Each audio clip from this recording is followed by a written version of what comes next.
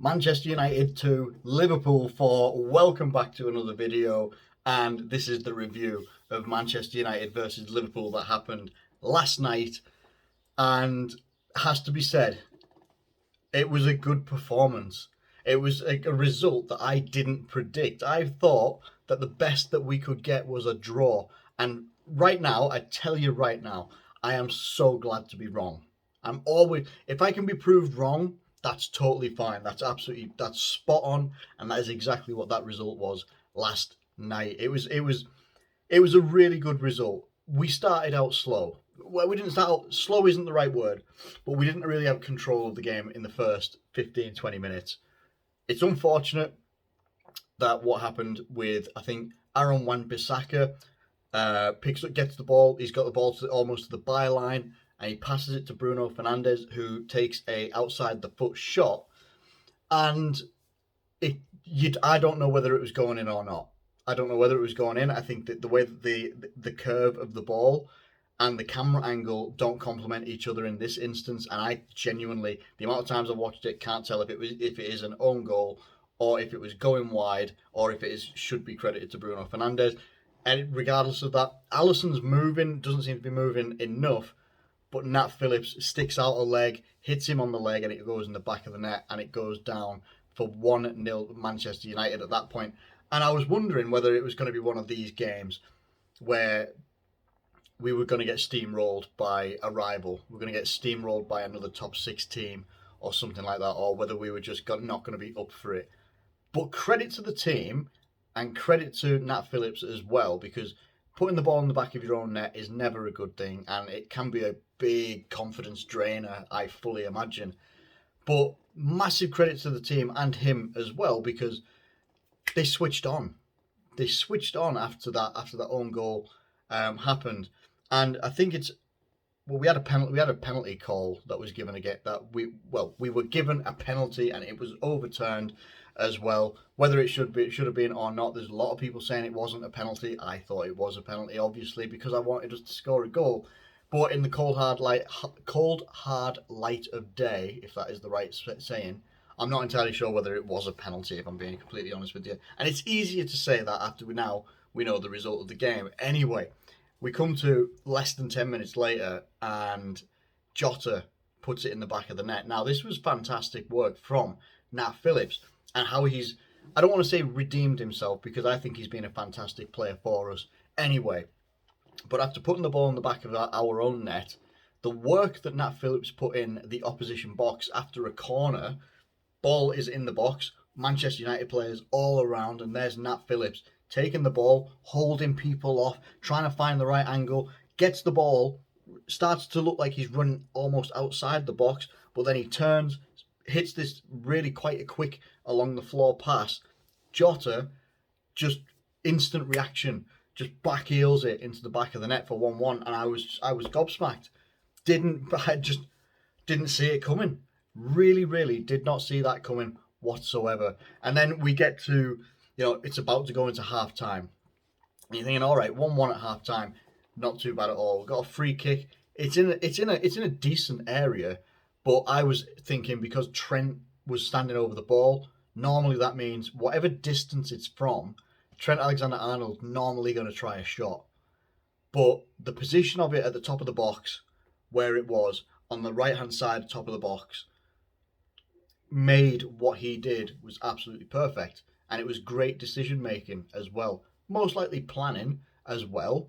And lackluster defending by Pogba, who, I'll be honest with you, the amount of times that Pogba actually commits to going to ground more often than not, whether he's falling over or he's slide tackling, I don't know, it seems really rash for someone that's meant to be one of the world's best midfielders. But yeah, fantastic ball. Trent Alexander-Arnold right across the box. Bobby Firmino, of all people, who I would never have thought is going to be one of our goal scorers this evening or yesterday evening. Never mind scoring 2 goals eventually. He planted a perfect header into the goal as well to make it 2-1. And going in, like when we're going into half time at 1-1, it's not too bad. All right, it's not the end of the world. You're not where you want to be, but you're close. But then to go 2-1 in at half time, and it's almost on the stroke of half time as well, was such an uplifting feeling, such a magnificent feeling of just a bit of relief, quite a lot of relief, if I'm being honest, but joy as well. It was fantastic to see, and it was fantastic to see Firmino score that goal as well. And then we come out into the second half, and Bobby Firmino does it again. Trent Alexander-Arnold loses the ball at one point, and then United are like trying to pass out from the back. United aren't the best team at passing out from the back. That's just a fact. It's not a slagging off sort of thing. Passing out from the back is you pass out from the back primarily to break up a press. So if a team is madly like pressing you, and like we were putting a good press on, but I wouldn't say we were giving a full on, hard press on United to try and get the ball back. But we were pressing well. Like, I'm not saying we weren't pressing well. I'm just saying we weren't like too intense. So teams that can play out from the back have their players in, they know the situation. They know they're going to get pressed, so they're all in certain positions, or they're going to move into like pass and move and all that sort of stuff. United instead were very static in their movement from playing out from the back, and also they don't have the best passes of the ball at the back either. Then they got closed down, and I think it was Jota, as they're starting to progress outside their box, Jota intercepts a pass that falls into the path. I think it was Trent Alexander-Arnold who unleashes a shot at Dean Henderson, takes it full on in the chest, gets his arms up, but he can't hold it. The ball bobbles out. Bobby Firmino's there. 47 minutes, and we're 3-1 up. And I was just like, I couldn't believe it. I couldn't believe it. We then get the reality check back in, check back into life, should I say, with Cavani setting up Marcus Rashford. And it was good interplay by Rashford and Cavani as well. Nice little passes between each other. And then Cavani spotted the pass right through into Rashford's path, and he hits it with his left foot I think it's under Alisson, or maybe just a little bit wherever Alisson was, just maybe, I don't know. I think it was across the floor, right in. It could have gone wide, but it chose not to, and it helped, and it creeped in. And then you're just thinking, because of the time that Rashford scored, which was 68 minutes, you're just like, please don't let it be another one of these games. We've worked so hard and played so well that we deserve this win. We really, really do deserve this win. And, United had much more possession than us in the second half. Like, we had more in the first half. I think they had way more in the second half. And they had more overall in the whole 90 minutes because of that as well. And I think United having more possession did not benefit them. Normally, us having possession, it benefits us. If we can hold on to possession, we can probe, we can press, we can work quickly. But United with possession didn't seem to be too effective, if that makes sense. And I'm not trying to say that United are a counter-attacking team, but I think that is literally the type of situations that they thrive in counter-attacking a team. In not wanting to be the one that lands the first punch, but will land back with another counter. And I think that was why we were able to soak up pressure, defend well, but in the end, like, I couldn't believe it. 90th minute. 90th minute. Curtis Jones has been subbed on by this point as well. Curtis Jones wins the ball in midfield. Again, this was an instance where Pogba was just behind him, trying to slide tackle in to take down Curtis Jones. But Curtis Jones stood his ground. He was in midair, and he just first time, while the ball's in the air, passes it to Mohamed Salah, who is well onside. It was inside our own half, and he made a brilliant run, fantastic run as well. Dean Henderson in goal for Man United looked like he was protecting a corner with his positioning. It looked like he was waiting for a corner or something, because he was so far over the other side of the goal, of one side of the goal, that all Salah had to do, he could have Bobby Firmino'd it and done a no look, and he would have put it in the back of the net. I guarantee it. It was just wide open for him. The goalkeeper might as well just gone, there you go, mate. Have at it. game's over anyway, innit? So you might as well score one. Get your 30th goal for the season. Well done, Salah, for that one. And the game finished 4-2. And if I'm just going to run through the lineup, excuse me, the lineup was a strong lineup. If it wasn't the same as the previous game before Man United, with Firmino, Jota on the left-hand side, Salah on the right-hand side, Wijnaldum, Fabinho, Thiago, Robertson, Reece Williams, Nat Phillips, and Trent Alexander-Arnold and Alisson in goal. It's starting to look stronger. It's never going to look like, like Virgil van Dijk and Gomez and such like that. It's not going to look that good, but we are starting to look a lot more solid. And I think the thing that you can really talk about here as to why is the faith put in the young centre-backs. Reece Williams especially, I feel that he can really hold his head up high. I felt that he's done actually really well coming in at the age that he is, and to actually let us be able to have Fabinho into the midfield. Nat Phillips has also been a colossus at the back for us. Yes, he's made a mistake, put his knee out, and he scored an own goal, or if it's credited to Fernandes, whatever, contributed to a goal going against us in this game. That's fact. But he was exceptional, other than that, as a defender, and also at setting up Jota for his goal as well. Really, really, really impressive. And then Fabinho never really gets the highest ratings on, football apps and stuff like that, like SofaScore and stuff like that. I'll give you an example. In this game, he pulled a 6.5, which was the same as Gini Wijnaldum and one lower than Thiago. I felt that Fabinho in midfield, it's actually, if you go back and look, Fabinho is key to the fourth goal, because he's the one that dinks the ball out into Curtis Jones' path. And then Curtis Jones unleashes the pass onto Salah, ended up 4-2. What Fabinho offers in defence has been brilliant this season. And he's really, really helped us out in so many games.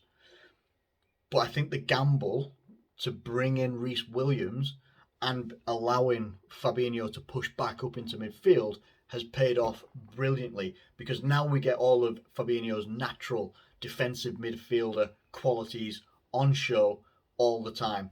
And if we can close out the season in this sort of way, with this sort of lineup, whether it's Reece, whether it's Ozan Kabak, Nat Phillips partnership, whoever it might be, with Fabinho in midfield, there's always a chance that we will be a bit better defensively, but if anything, we'll be a bit more combative, a bit more competitive in the midfield as well. And I think that is absolutely vital for us moving forward after this game against Manchester United, because we've got 3 massive games left. Let's talk about the table just briefly. What that win has done for Liverpool has put us 5th place. We are now level on games with everybody apart from Chelsea, Leicester, Man United, Arsenal, maybe a couple of other teams. No, just those guys. So Chelsea, Leicester play each other twice in a row. So I think they've got the cup final, and then they've also got a Premier League game as well. Not sure which. I think the cup final's first. I think that might be on Saturday this weekend, and then they play each other next week.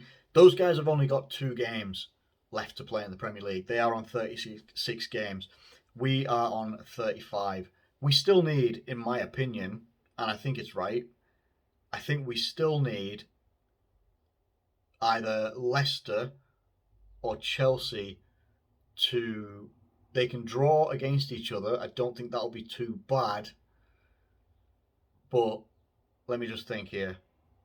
A loss, if Leicester can beat Chelsea in the league, then that's best case scenario for us, because we've got 9 points left to play for.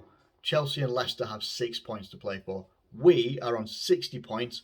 Maximum amount of points that we can get is 69 if we win the rest of our games, which I'm still not entirely sure whether that's going to happen. We'll wait and see. Chelsea, maximum amount of points that they can achieve is 70. Leicester, maximum amount of points that they can achieve is 72.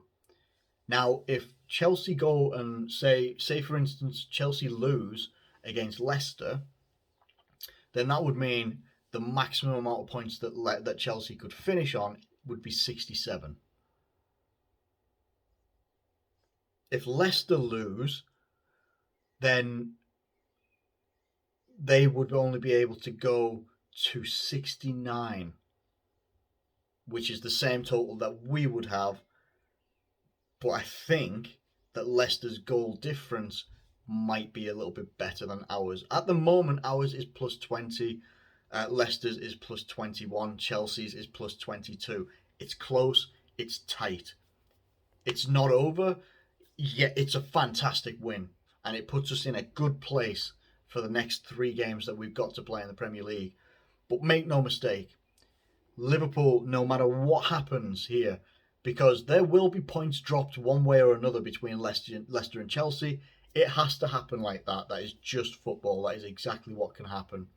So, whatever happens between those two, obviously, I'm hoping that Chelsea lose, because then we could have a better run at being able to... I don't know what Chelsea's last game of the season is, but we would have much more of a chance of being able to catch them as long as we do our work, as long as we go and win our games.